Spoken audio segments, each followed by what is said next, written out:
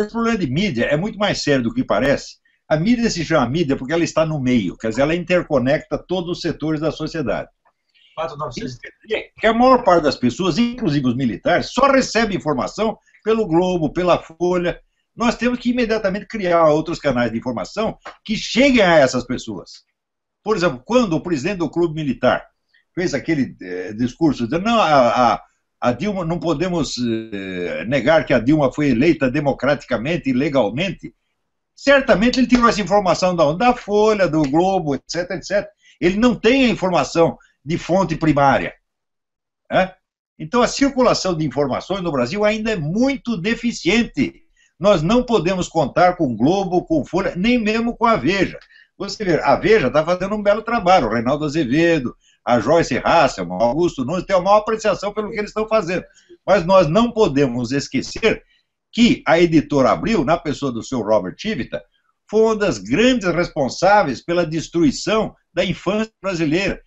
As revistas Escola e Sala de Aula foram os instrumentos fundamentais para a adoção do socioconstrutivismo, que é uma teoria marxista, materialista, dialética, feita já para subjugar o cérebro das crianças, e que hoje está provado que o socioconstrutivismo cria até lesão cerebral.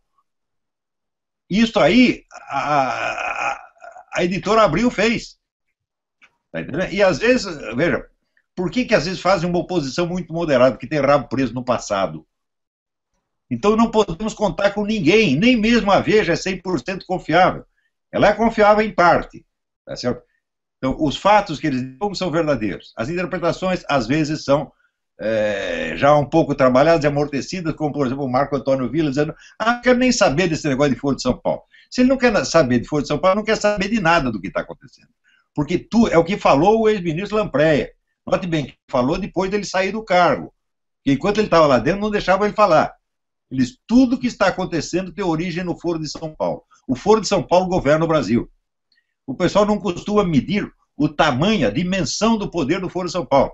Inclusive, quando falo da corrupção, a diferença específica da corrupção que existe hoje no Brasil e a da que existia em outras épocas é que esta aqui é um sistema de engenharia para favorecer um projeto total de poder.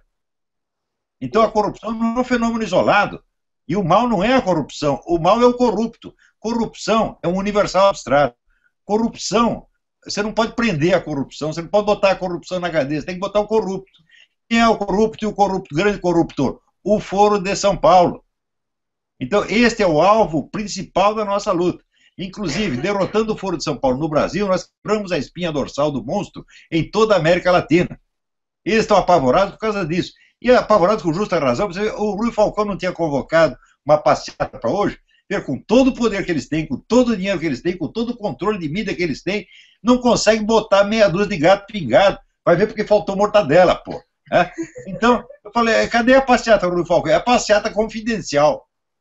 Né? É a passeata secreta. Ninguém viu. Né? Então, eles já caíram no ridículo faz muito tempo. Agora, um governo que tem 7% de aprovação, que tinha 7% na semana passada, agora deve ser 5%, se um governo com 7% de aprovação conseguir sobreviver, é porque já não tem democracia mais. Nenhum governo com 7% de aprovação pode continuar lá. E esses caras continuam com aquela cara de pau, fingindo que eles são realmente os governantes quando não são. Eu aqui digo claramente, a Dilma Rousseff não é presidente do Brasil. Ela foi eleita por um meio fraudulento que se chama apuração secreta. Não se pode aceitá-la como presidente. É preciso caçar o mandato desgraçada já. Acabar com essa farsa de uma vez por todas. Isso é uma coisa tão evidente. Agora, eu sei o seguinte, quando eu falo as coisas, o pessoal leva 5, 6 anos para meter aqui na cabeça. Por que está todo mundo assim? É o socioconstrutivismo. Aprenderam a ler por método socioconstrutivismo, levam 1 ano e meio para tirar uma conclusão que devia tirar em 2 segundos. Isto, uma grande parte da população está assim. Senão, já teriam percebido tudo há muito tempo. Na primeira vez que eu...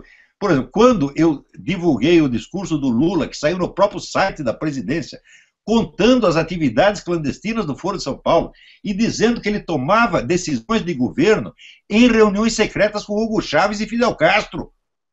A hora que falou isso, já era para tirar o cara de lá, pô, imediatamente. Você não pode permitir que uma organização estrangeira, cuja língua oficial é o espanhol, de governo o Brasil.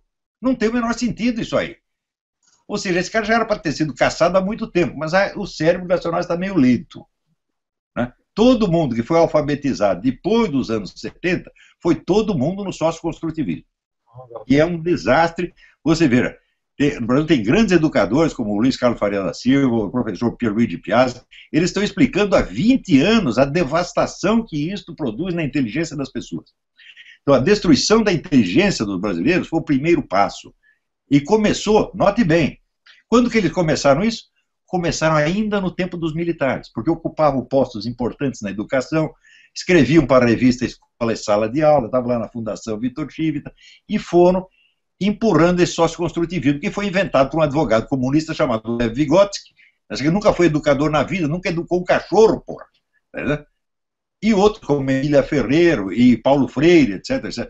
Quando fala de Paulo Freire, me mostre um escritor, um filósofo, um cientista, ou mesmo um executivo que tenha sido educado pelo Paulo Freire. Não tem nenhum. A técnica do Paulo Freire é a seguinte: pegar uma certa quantidade de coitadinhos e transformá-los em igual quantidade de coitadinhos. Coitadinhos eram e coitadinhos continuaram. É este o efeito da educação do Paulo Freire. Agora, uma coisa que o pessoal não lembra é o seguinte: o Partido Comunista sempre teve a maior rede de interproteção e de interbadalação mundial. Então ele sempre tem um suporte. O cara recebeu um diploma honoris causa por não sei o quê. Você vai ver, é o lobby do Partido Comunista que está lá dentro. Isso tudo tem que ser estudado. Veja, o déficit de informação que nós temos sobre a história da esquerda do Brasil é monstruoso. Monstruoso.